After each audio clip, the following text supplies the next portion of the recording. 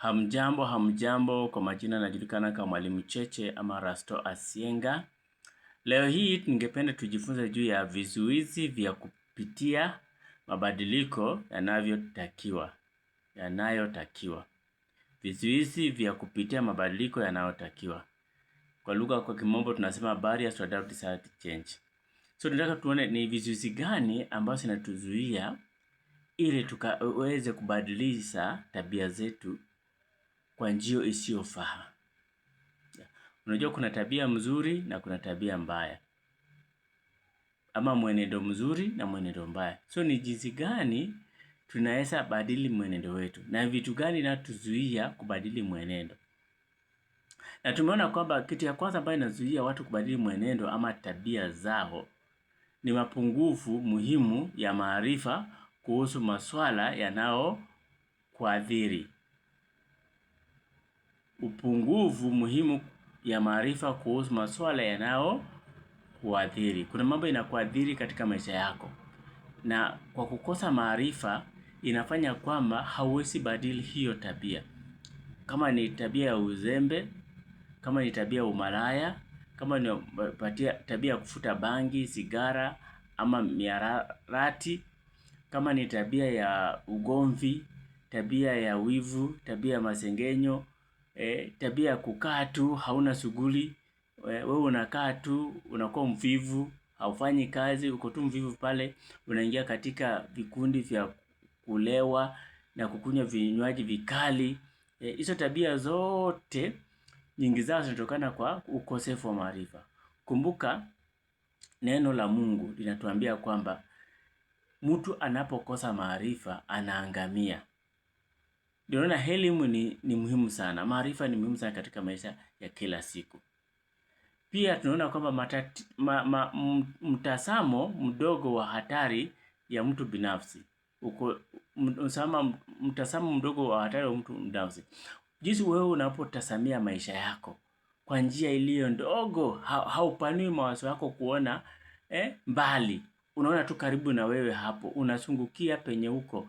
Mafikira yako yanakuwa tu pale pale ambao unazungukia. Kwa hivyo unaanza kuona kwamba unachukiwa, unaona kwamba watu wamekukataa, unaona kwamba haustahili hata kuishi. Unaona kwamba maisha ni magumu. Ile mtazamo wako mdogo ni hatari sana kwako. Maana itabadili tabia yako, itafanya kwamba usiingiane na watu, usiweze kujitoa na kutafuta ushauri, itafanya kwamba usitembee, na kutotembea inafanya kwamba huwezi kuwa na ufahamu zaidi. Kumbuka mstari anasema kwamba kutembea kwingi ni kujua mengi. Unapotembea, unapohusisha na watu, unapokaa na watu tofauti, njia tofauti, unapoenda sehemu tofauti, unaanza kujifunza mengi. Unaona jinsi maisha watu wanapitia. Unaona jinsi watu pia wana changamoto zile wanapitia, na wanakabili hizo changamoto kwa njia gani. Kwa hivyo mtazamo mdogo wa hatari ya mtu binafsi inakufanya kwamba inakuwa ngumu kubadili tabia fulani, ama unaanza kuwa na tabia fulani ambazo si nzuri katika jamii. Unaanza kuingia katika ulevi, unaanza kuingia katika kufuta sigara, kama wewe ni unaanza kujiachilia kwa umalaya, unaanza kujiachilia kwa tabia zisizofaa. Kwa nini? Kwa sababu wewe umekuwa na mtazamo mdogo hatari ambao unaiona kwako wewe binafsi. Pia ukosefu wa mazungumzo juu ya masuala yanayokuathiri. Kama huwezi jiongeleza, mambo yako unaweka siri, hiyo ni hatari sana. Watu ambao wanaweka mambo yao kisiri, hawajiongelezi, ni watu hatari sana. Kwa hivyo katika maisha tunapoishi, kuwa mtu wazi, toa mambo yako nje, yaseme. Zile shida unapitia siseme, ongea na watu, marafiki wale ambao wanaweza kukusaidia. Na ukiona marafiki wana ushauri mbaya usiingie. Kama pengine umekosa chakula, umekosa kazi, unahitaji chakula manini, unahitaji jinsi ya kutengeneza kimaisha, kiuchumi. Ukiongea na mtu mwenye anakuhatarisha, anataka kuingiza kwa njia mbovu za kudhiri uchumi wako, usikubali. Tafuta mtu ambaye anaweza kukushauri kwa njia mzuri ya kuendeleza uchumi wako. Aidha kutafuta mkopo wa kufanya kazi ya biashara, aidha kupata pesa za kuanzisha biashara, aidha kufanya ukulima, ama kufanya kazi zile ambazo ni kazi nzuri zinaweza kupatia mapato kwa njia ambazo zinastahili. Ama kuongea na watu kukusaidia wakati hauna. Lakini sio njia ya kuingia katika wizi, sio njia ya kuingia katika umalaya, si njia ya kuingia katika madharati, kuuza madharati ama kutumia madharati, dawa za kulevya, si njia ya kuingia katika pombe. Kwa hivyo tukakuwe waangalifu sana kwa yale ambayo tunafanya. Jambo lingine, unyanyapaa wa hali ya juu uliohusiana na maswala ulio nayo kwa sababu ya kutotaka kuwa wazi au kushiriki. Unyanyapaa, wakati watu wanakutenga, unabaki peke yako pale. Unanyanyapaa. Na hii inatokana kwa sababu ya maswala inayokuhusu wewe mwenyewe. Either wewe ni mgonjwa kwa hali fulani, wewe ni mgonjwa, ama wewe unapitia hali fulani, ama wewe unapitia hali ya umaskini, hali ya ukosefu, maisha yamekuendea vibaya. Kwa hivyo watu wanakutenga.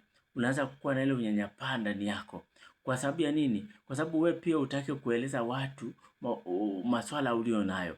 Hautaki kushirikisha watu, hautaki kuwa wazi. Na hiyo kwamba itakukadiri katika maisha yako. Watu ambao hawataki kuwa wazi na watu ambao hawataki kushirikiza wengine katika mambo yao, wanajipatanga wametengwa ama wamejitenga wao wenyewe. Wamebaki wao peke yao. Na kwa hivyo maswala walio nayo, shughuli walio nayo ama mambo ambayo wangetaka kufanya inakuwa ni vigumu sana kukamiliza. Kwa hivyo wanaingia katika hali ambayo si nzuri, ama wanaingia katika tabia ambayo si nzuri. Kwa sababu ya nini? Kwa sababu wameona wametengwa, wameona wamebaki peke yao na hakuna mtu anataka kuhusika katika mambo yao. Kwa hivyo ni vizuri kuwa wazi katika mambo yako na kushirikisha watu katika mambo yako. Mtu asikudanganya kuambia kwamba mambo yako ni yako tu. Sisi tuko hapa duniani kusaidiana. Tuko hapa duniani kushirikiana. Tuko hapa duniani kupeana upendo, tupendane. Na tuko hapa duniani kushirikiza katika tabia zote zilizo njema. Ndiposa katika serikali, katika sheria za nchi na kila mahali, katika kanisa, katika msikiti, tunahimizwa kutenda wema na kuwa na tabia njema. Tunahimizwa kutofanya vitu ambavyo stahili. Tunahimizwa kuwa wazi na kusema mambo yetu. Ndiposa kuna washauri pia ambao wanaweza kusaidia na ushauri. Na pia uhusiano wa kijinsia na ukosefu wa usawa. Wakati watu unakosa mgao wa mambo, watu wagawi sawa. Na pia uhusiano wa kijinsia unafanya pia watu wanajitenga. Watu wanakosa kuwa wazi, wanaona wamekataliwa, wamewachiliwa. Niseme nini? Ni vizuri sana kuwa na elimu. Ni vizuri sana kuwa na maarifa. Ni muhimu sana. Elimu, kuna njia ambayo tunapata elimu. Tunapata kwa njia ya kumbaro, kwa njia ya ujuzi, tunapata kwa njia ya kwenda shuleni na kusoma pia. Tunapata elimu. Na ni vizuri sana pia kuwa na hekima. Hekima inakusaidia kukupatia ushauri na kujua jinsi ya kuenenda katika mienendo zako, katika njia zako na kufanya mambo ambayo yanastahili. Ni vizuri pia kuwa na ufahamu. Ufahamu inakupatia kuelewa. Na kuelewa, huwezi elewa kama upati elimu. Wakati unapata elimu ama unafanya mambo fulani kila wakati, unakuwa kuelewa mambo haya, unakuwa na ufahamu ya mambo hao. Kwa hivyo ufahamu ni muhimu sana katika maisha yetu. Inatusaidia sana kubadilisha tabia yetu na kufanya kwamba kutembea kwa njia ambayo inastahili. Niseme nini? Sisi tujipende na tupende wenzetu. Unapojipenda, hautataka kufanya kitu kibaya. Hautataka kufanywa kitu kibaya. Utataka kila wakati kufanya yale ambayo unajua mwingine anapoyaona atafurahia tu, ni jambo njema. Kwa hivyo tuangalie sana tabia zetu. Tusiige tabia ambayo ni mbovu, tabia ambayo stahili. Tuangalie sana vile vikundi tunatembea navyo. Kama ni vikundi tunataka kutushirikiza kwa mambo ya stahili, tusijiunge nao. Lakini vikundi vile ambavyo vinatupatia ushauri na maarifa na kutusaidia kubadilisha tabia yetu kuwa tabia njema na kutembea njia ambayo inastahili, hizo ndio vikundi tunastahili kuwa nazo. Na vikundi hizo tunazipata wapi? Tunapojiunga katika dini. Tunapojiunga katika washauri, kutafuta ushauri. Tunapokaa katika jamii ambao ina ushauri unastahili, then hivyo tunaweza kuwa na tabia iliyo njema. Tusiingie kwa tabia ambayo itatuharibu na kutuletea shida na kufupisha maisha yetu. Asanteni na washukuru sana. Mimi ni mwalimu wenyu, Mwalimu Cheche Rasto Asienga.